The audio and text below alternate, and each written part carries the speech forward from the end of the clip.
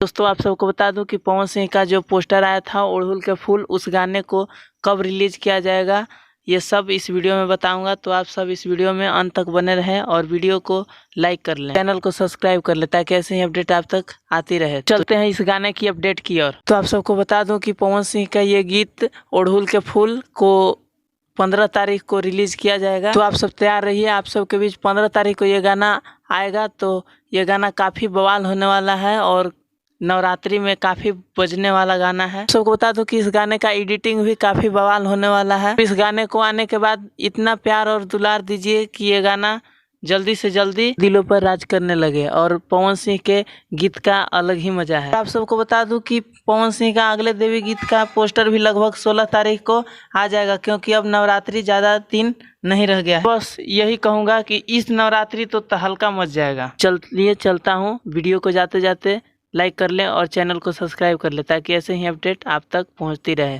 धन्यवाद।